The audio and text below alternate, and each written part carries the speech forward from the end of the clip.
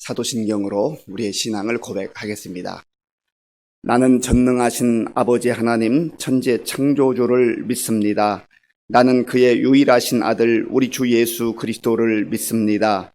그는 성령으로 잉태되어 동정녀 마리아에게서 나시고 본디오 빌라도에게 고난을 받아 십자가에 못 박혀 죽으시고 장사된 지 사흘 만에 죽은 자 가운데서 다시 살아나셨으며 하늘에 오르시어 전능하신 아버지 하나님 우편에 앉아 계시다가 거기로부터 살아있는 자와 죽은 자를 심판하러 오십니다. 나는 성령을 믿으며 거룩한 공교회와 성도의 교제와 죄를 용서받는 것과 몸의 부활과 영생을 믿습니다. 아멘. 하나님께서 오늘 우리에게 주시는 말씀은 사무엘하 10장입니다. 구약성경 476쪽 사무엘하 10장 말씀을 교독하겠습니다. 그 후에 암몬 자손의 왕이 죽고 그의 아들 한운이 대신하여 왕이 되니 다윗이 이르되 내가 나하스의 아들 한운에게 은총을 베풀되 그의 아버지가 내게 은총을 베푼 것 같이 하리라 하고 다윗이 그의 신하들을 보내 그의 아버지를 조상하라 하니라.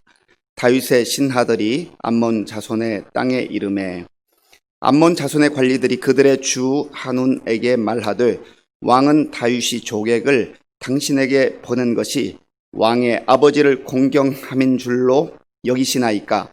다윗이 그의 신하들을 당신에게 보내 이 성을 엿보고 탐지하여 함락시키고자 함이 아니니까 하니 이에 한운이 다윗의 신하들을 잡아 그들의 수염 절반을 깎고 그들의 의복의 중동 볼기까지 자르고 돌려보내매 사람들이 이 일을 다윗에게 알리니라. 그 사람들이 크게 부끄러워하므로 왕이 그들을 맞으러 보내 이르기를 너희는 수염이 자라기까지 여리고에서 머물다가 돌아오라 하니라. 암몬 자손들이 자기들이 다윗에게 미움이 된 줄 알고 암몬 자손들이 사람을 보내 벨로홉 아람 사람과 소바 아람 사람의 보병 2만 명과 마아가 사람 왕과 그의 사람 1000명과 덥 사람 12,000명을 고용한지라. 다윗이 듣고 요압과 용사의 온 무리를 보내매 암몬 자손은 나와서 성문 어귀에 진을 쳤고 소바와 르홉 아람 사람과 덥과 마아가 사람들은 따로 들에 있더라. 요압이 자기와 맞서 앞뒤에 친 적진을 보고 이스라엘의 선발한 자 중에서 또 엄선하여 아람 사람과 싸우려고 진치고 그 백성의 남은 자를 그 아우 아비새의 수하에 맡겨 암몬 자손과 싸우려고 진치게 하고 이르되 만일 아람 사람이 나보다 강하면 네가 나를 돕고 만일 암몬 자손이 너보다 강하면 내가 가서 너를 도우리라. 너는 담대하라. 우리가 우리 백성과 우리 하나님의 성읍들을 위하여 담대히 하자. 여호와께서 선히 여기시는 대로 행하시기를 원하노라 하고 요압과 그와 함께한 백성이 아람 사람을 대항하여 싸우려고 나아가니 그들이 그 앞에서 도망하고 암몬 자손은 아람 사람이 도망함을 보고 그들도 아비새 앞에서 도망하여 성읍으로 들어간지라. 요압이 암몬 자손을 떠나 예루살렘으로 돌아가니라. 아람 사람이 자기가 이스라엘 앞에서 패하였음을 보고 다 모임에 하닷 에셀이 사람을 보내 강 건너쪽에 있는 아람 사람을 불러내매 그들이 헬람에 이르니 하닷 에셀의 군사령관 소박이 그들을 거느린지라. 어떤 사람이 다윗에게 알림에 그가 온 이스라엘을 모으고 요단을 쳐서 헬람에 이름에 아람 사람들이 다윗을 향하여 진을 치고 더불어 싸우더니 아람 사람이 이스라엘 앞에서 도망한지라. 다윗이 아람 병거 700대와 마병 4만 명을 죽이고 또 그 군사령관 소박을 치매 거기서 죽으니라. 하닷 에셀에게 속한 왕들이 자기가 이스라엘 앞에서 패함을 보고 이스라엘과 화친하고 섬기니 그러므로 아람 사람들이 두려워하여 다시는 암몬 자손을 돕지 아니하니라. 아멘. 개인과 개인의 관계가 중요하듯이 나라와 나라의 관계도 참 중요합니다. 그래서 외교력을 동원해서 할 수만 있으면 전쟁이 나지 않고 평화롭게 그런 관계를 맺는 것이 국가 지도자들로서는 굉장히 중요한 역할을 하게 되는 것이죠. 요즘에도 보면은 이 외교적 문제가 굉장히 그 국가의 그 상황들을 악화시키기도 하고 또 평화롭게 하기도 합니다. 다윗 시대에도 역시 마찬가지였습니다. 오늘 본문에 보면 다윗이 이제 암몬 지역의 왕이었던 그 나하스가 죽었다는 소식을 듣게 됩니다. 그래서 다윗이 그 나하스 죽음을 애통해하면서 좀 사절단을 보내서 그의 죽음을 애도해야 되겠다.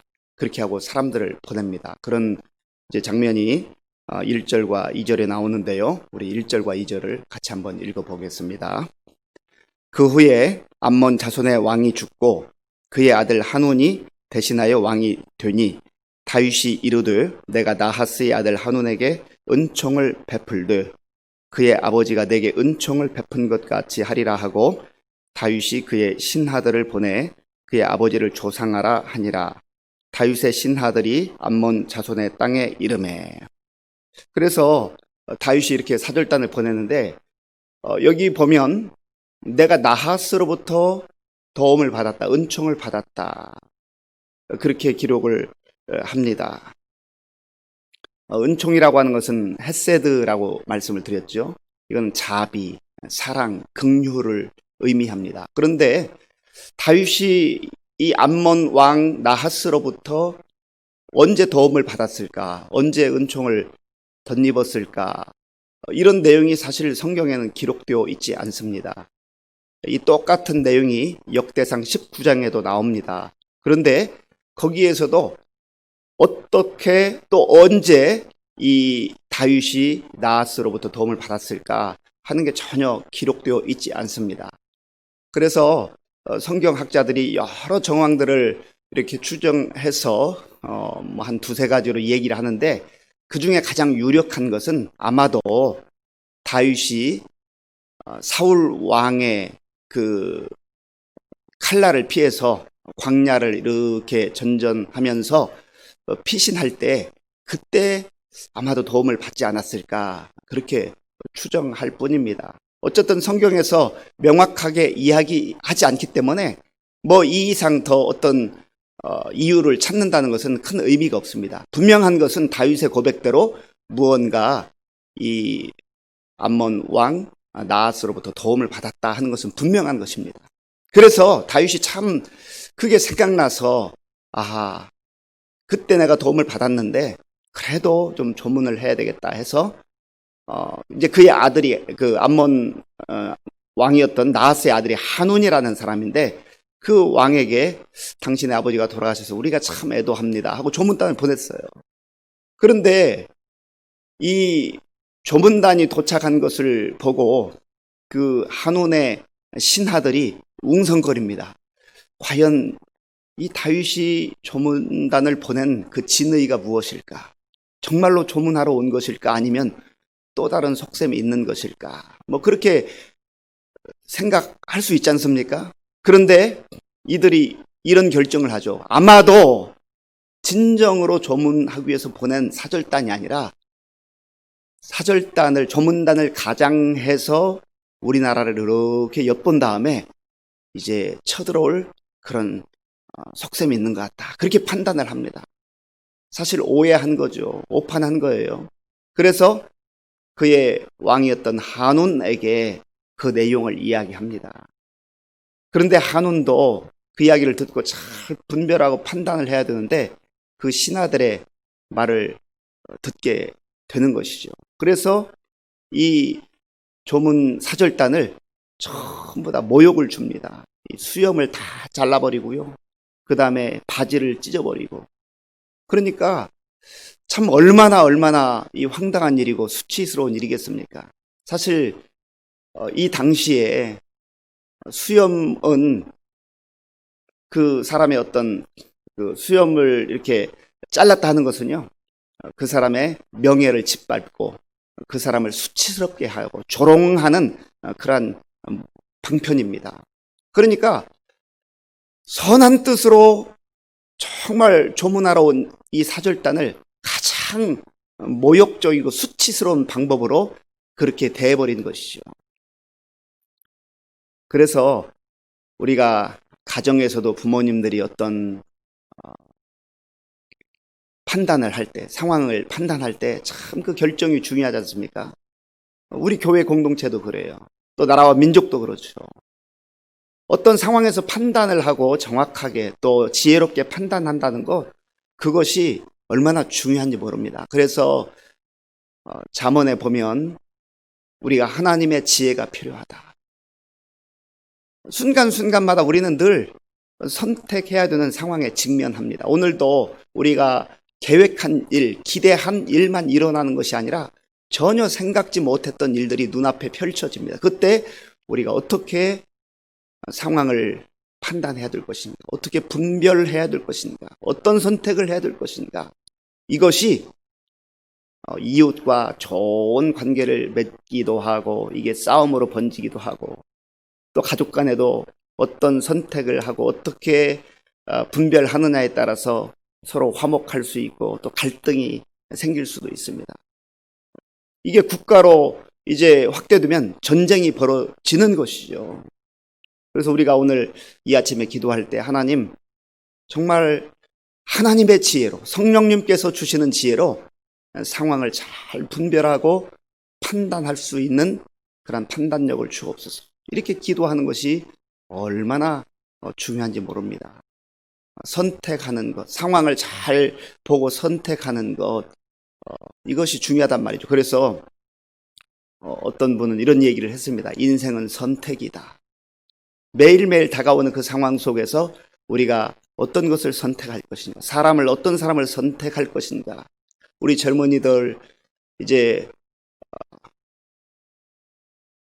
가정을 이루기 위해서 또 이렇게 기도하고 또 어떤 사람을 선택할 것인가, 이거 참 중요한 거죠. 그 일생이 달려 있는 겁니다. 그래서 지혜로운 선택할 수 있도록 우리가 기도하는 건 정말로 중요하다는 겁니다. 근데 이 암몬 왕 한온과 그의 신하들은 이 상황에서 잘못 선택을 하고 잘못 판단을 한 것이죠. 이 수치를 안겨줬습니다. 그러니까 이 소식을 들은 다윗이 얼마나 화가 나겠습니까?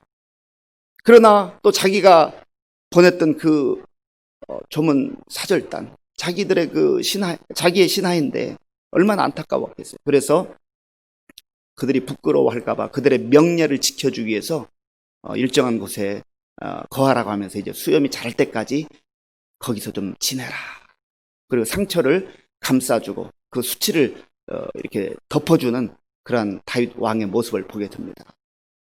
그런데 이 상황을 이렇게 보니까 이제 암몬 사람들이 생각할 때, 우리가 이렇게 한 것이 아마 다윗의 심기를 건드렸을 것이다. 뭐 당연히 그렇지 않겠어요. 그러니까 이 사람들이 자기 군대를 소집을 합니다. 암몬 왕이 다 군대를 소집해요. 그런데 자기들만의 군사력으로 안 될 것 같으니까 이제 용병을 사들입니다. 아람 사람들을 돈을 주고 사요. 역대상 19장 내용 보면 그런 내용이 좀 더 구체적으로 나오는데요. 거기 용병을 사들일 때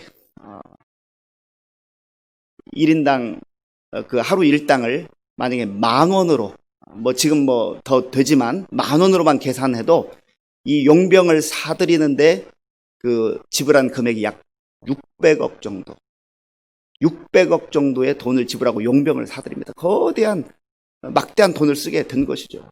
한번 상황 판단을 잘못함으로 인해서 전쟁이 벌어질 뿐만 아니라 경제적 손실, 많은 그러한 이제 그 경제적 손실을 넘어서서 사람이 죽게 되는 이러한 상황이 벌어지게 된 것이죠. 그러니까 이스라엘 백성도 가만히 있을 수가 없잖아요. 그때 다윗이 왕이었고 다윗의 군대 장관은 요압이었습니다. 요압이 아주 용맹한 사람이에요. 그리고 그의 형제 또 아비새가 있는데 아비새도 뭐 거의 그 대단한 장수로 그렇게 알려져 있습니다. 그래서 이 두 형제가 군사를 동원해가지고 그것도 가장 정예 부대를 동원해가지고 이 암몬 군대 그리고 용병으로 온 이 아람 군대와 싸우러 나갑니다. 이때에 이 두 형제가 결의를 다지고 이 전쟁을 하러 나갈 때 주고받는 말이 있는데 이 말도 우리가 좀 한번 눈여겨볼 필요가 있습니다. 우리 본문 말씀 우리 11절 그리고 12절 11절과 12절을 같이 읽겠습니다.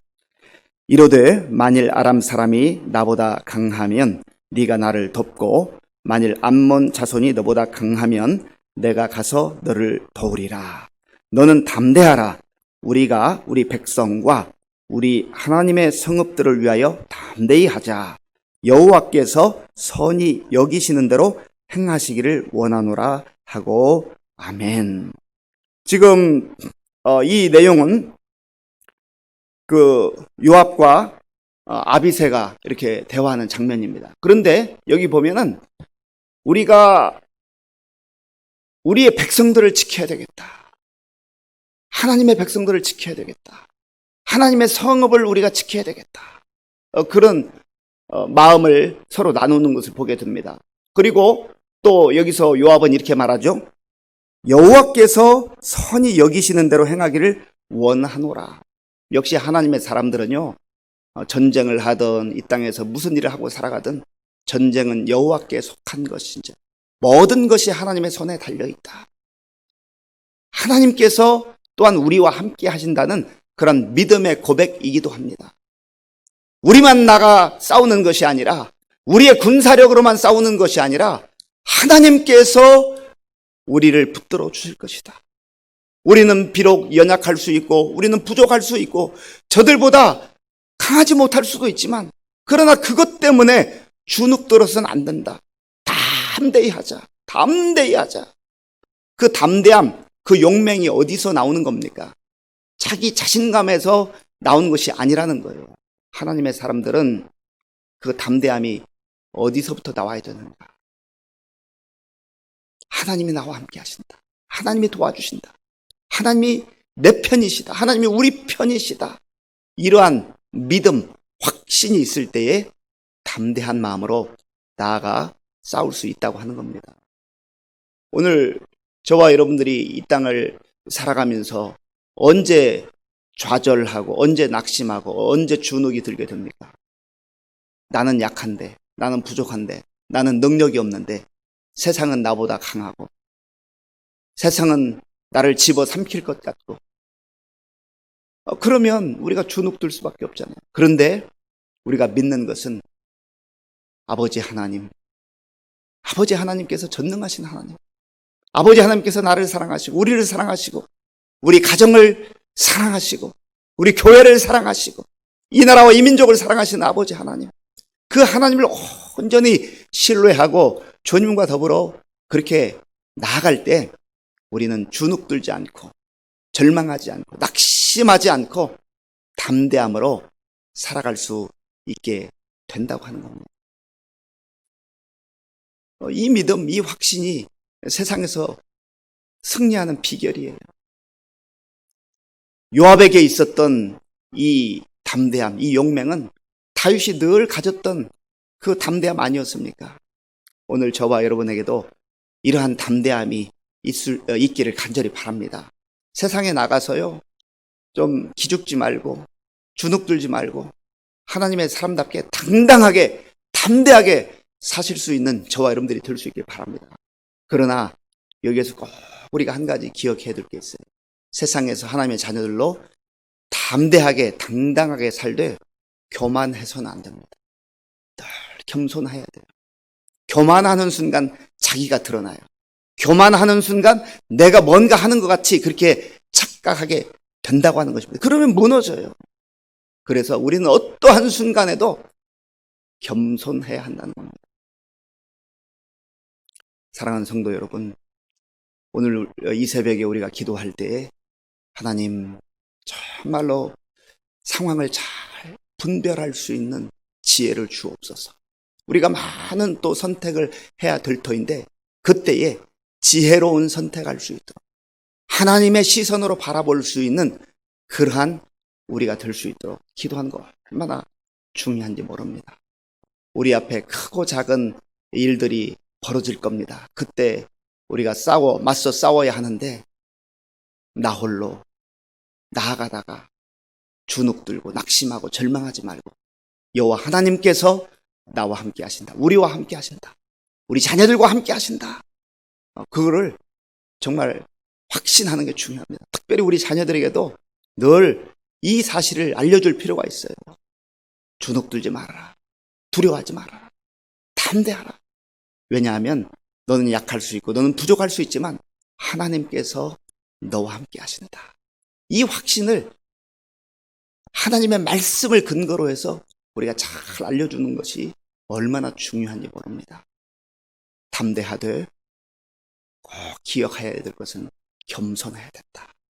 이렇게 살 때에 오늘 우리의 삶 속에 하나님의 풍성한 은혜와 승리가 함께 할 줄로 믿습니다.